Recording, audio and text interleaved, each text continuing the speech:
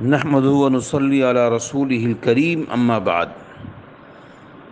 جب وقت پڑا تھا گلشن پر تو ہم نے ہی لوہو کا دان دیا، میرے ہی لوہو کے چھینٹوں سے ہولی بھی منائی لوگوں نے۔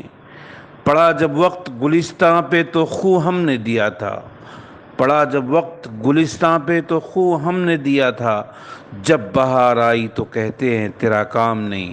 میرے بھائی اور بزرگوں، 15 اگست کا جو دن ہے یہ ایسا نہیں ہے کہ کسی خاص قوم کے خوشی منانے کا دن ہے، نہیں، بلکہ ہندوستانیوں کا یہ حق ہے۔ جو بھی ہندوستانی ہے، چاہے وہ ہندو ہو، چاہے وہ مسلمان ہو، چاہے وہ سکھ ہو، چاہے عیسائی ہو، تمام لوگوں نے اس ملک کے اندر آزادی کی جنگ میں شرکت کی ہے۔ وہ الگ بات ہے، سب سے پہلے آزادی کی جنگ کے میدان میں جو قدم رکھنے والے لوگ ہیں وہ مسلمان ہیں۔ مسلمانوں نے 1757 سے اس آزادی کی جنگ میں شرکت کی ہے۔ 1757 میں سلطان ٹیپو شہید سے بھی پہلے سراج الدولہ نے بنگال کے اندر جنگ لڑی۔ اس کے بعد 1784 سے لے کے 1799 تک سلطان ٹیپو میسور میں لڑتے رہے، اور 1799 میں سلطان ٹیپو کی شہادت ہوتی ہے۔ ان کی شہادت کے بعد انگریزوں نے بہت خوشی منایا اور یہ اعلان کیا کہ آج سے یہ ہندوستان ہمارا ہے۔ پورے ہندوستان میں بہت مایوسی کی کیفیت تھی۔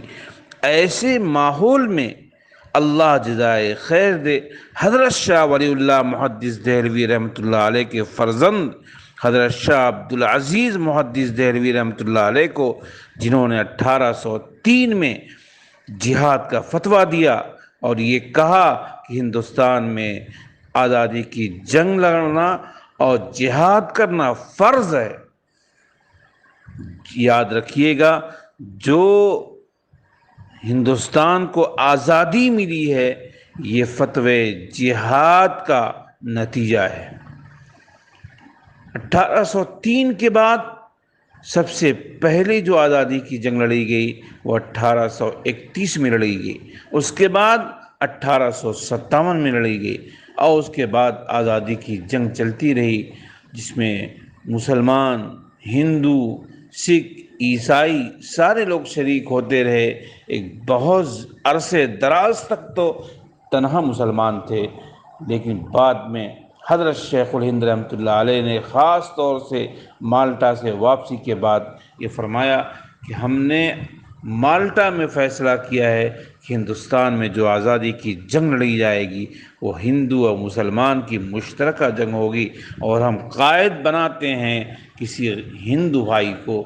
لہذا ہندو بھائیوں میں جو نام پیش کیا گیا تھا وہ گاندھی جی کا پیش کیا گیا، اور گاندھی جی کو قائد بنا کر کے آزادی کی جنگ لڑی گئی، اور جس میں مسلمانوں کی بھی شہادت ہے، ہندوؤں کی بھی شہادت ہے، سارے لوگوں کی شہادت ہے۔ یہ ملک سب کا ہے، لہذا اس ملک میں جو نفرت کی فضا پھیلائے گا وہ اس ملک کا غدار ہوگا۔ اس ملک میں جو محبت کی راہ کو ہموار کرے گا وہ اس ملک کا وفادار ہوگا۔ اس لیے صحیح بات تو یہ ہے کہ وہی چمن زیادہ خوبصورت ہوتا ہے جس میں ہر طرح کے پھول، ہر طرح کی کلیاں ہوا کرتی ہیں۔ اگر کوئی شخص یہ کہے کہ فلاں پھول کو توڑ دیا جائے، فلاں پھول کو کاٹ دیا جائے، تو وہ چمن ناقص ہوگا، وہ چمن ادھورا ہوگا۔ لہذا مسلمانوں کا بھی یہاں رہنا ضروری ہے، ہندو بھائیوں کا بھی رہنا ضروری ہے، عیسائیوں کو بھی رہنا ضروری ہے، اور سب کو پورے وقار، پورے عزت، پورے احترام کے ساتھ اس ملک میں جگہ ملنی چاہیے۔ اس کے برخلاف اگر کوئی شخص قدم اٹھاتا ہے، اس کا مطلب یہ ہے کہ وہ اس ملک کا غدار ہے، اس ملک کا غدار ہے، اس ملک کا غدار ہے۔